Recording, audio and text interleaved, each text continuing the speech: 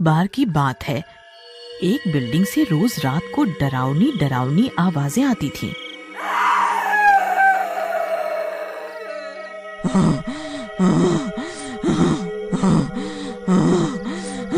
मैं एक दिन बदला लूंगी, मैं एक दिन बदला लूंगी।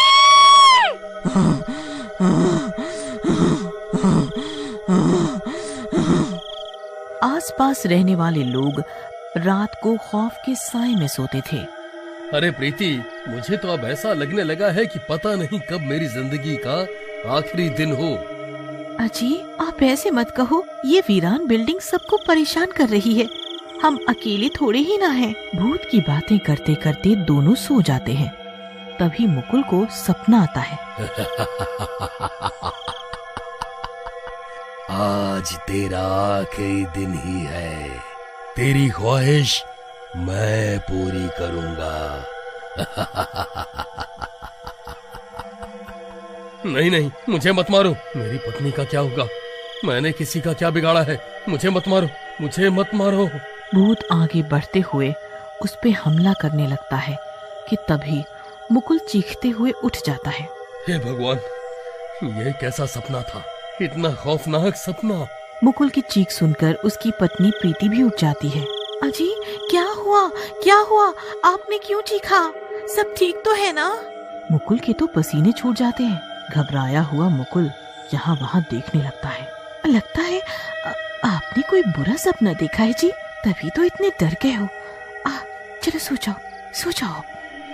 बहुत ही डरावना सपना था। फिर मुकुल प्रीति को अपना सपना बताता है। मुझे ऐसा लगा कि सपने में सब असलियत में हो रहा हो।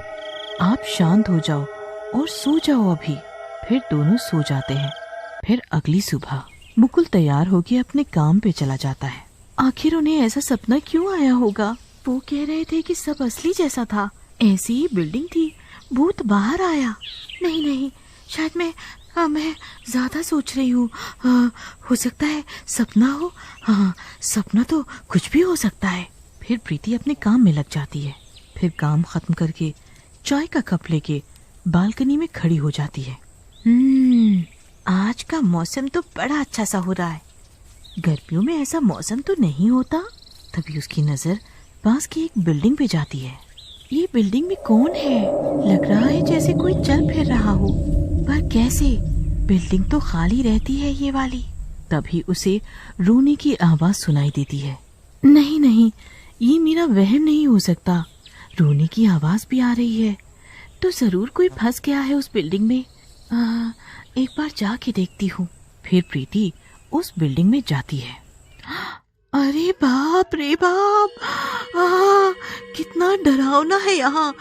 जगह जगह मकड़ी के बड़े बड़े जाले। एक अलग ही एहसास है यहाँ।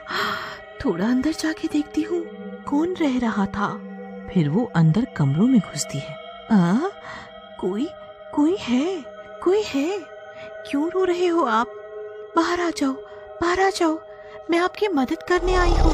उसे फिर से रोने की आवाज आने लगती है। लगता है उस कमरे से आ रही है।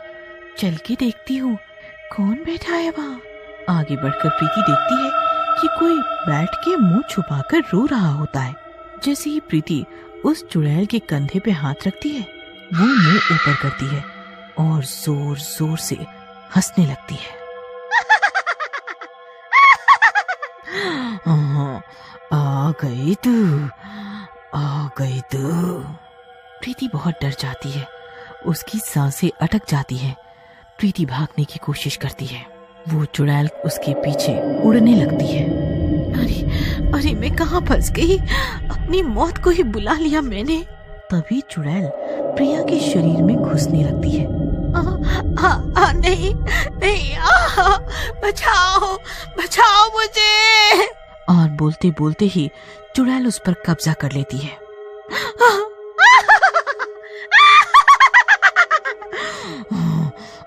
आखिर मुझे कोई हरा नहीं सकता।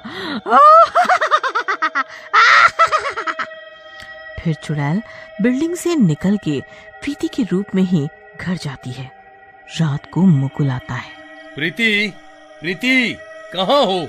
पानी ले आओ मेरे लिए। चुड़ैल प्रीति के भेष में उठती है और अजीब बर्ताव करते हुए मुकुल को पानी देती है। ये ले पानी और खाना बना जाके, मुझे भूख लगी है। क्या हुआ, तुम्हारी तबीयत ठीक है? चुपचाप खाना बना। मुकुल रसोई में चला जाता है। इसे हुआ क्या है? शायद तबीयत ठीक नहीं होगी, तभी ऐसे कर रही है। फिर रात को दोनों खाना खा के सो जाते हैं। आधी रात को चुड़ैल उठती है और चुपचाप घर से बाहर निकल जाती है शिकार करने।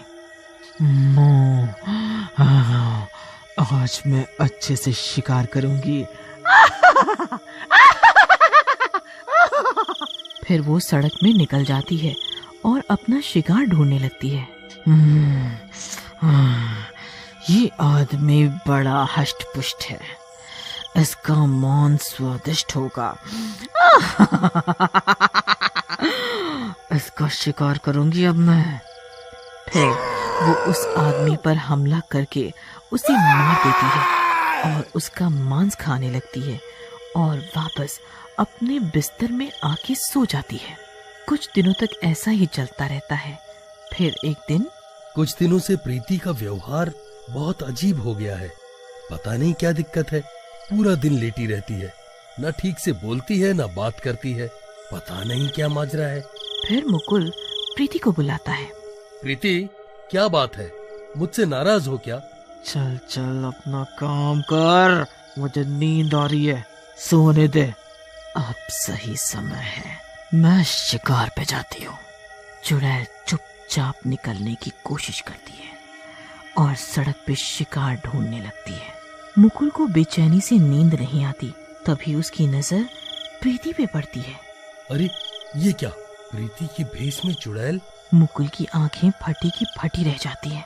अच्छा, तो प्रीति पे चुड़ैल का साया है, तभी वह ऐसा दुर्व्यवहार कर रही है मुझसे। वो चुड़ैल मांस खा रही होती है और फिर चुपके से आके लेट जाती है।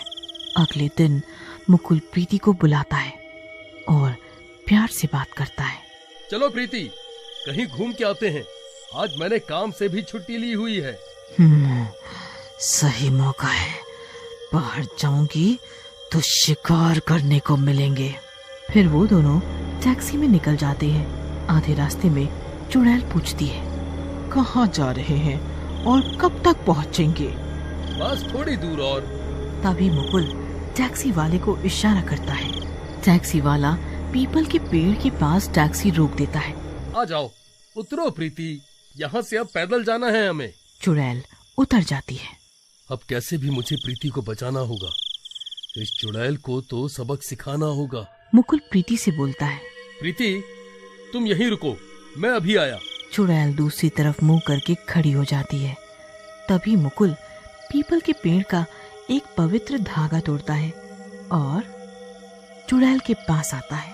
प्रीति, मैं तुम्हारे लिए कुछ लाया हूँ, जरा हाथ आगे करो। हाँ, लगता है इसे मुझ पे शक हो गया है, पर अगर मैंने इसकी नहीं सुनी तो इसे यकीन हो जाएगा। हाथ आगे कर ही देती हूँ। फिर चुड़ैल जैसे ही हाथ आगे बढ़ाती है, मुकुल उसके हाथ पर पवित्र धागा बांध देता है। चुड़ैल की बच्ची, तूने मेरी पत्नी को इतना परेशान किया ना, तुझे तो सबक सिखा के ही रहूंगा। ले रुको तब। चुड़ैल अपने असली रूप में आ जाती है। नहीं नहीं नहीं, ये तूने ठीक नहीं किया। छोड़ दे मुझे, जाने दे।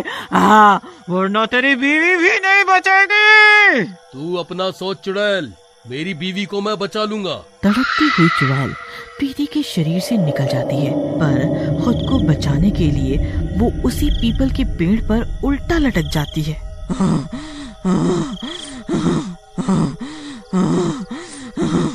मैं तुम बदला लूंगी।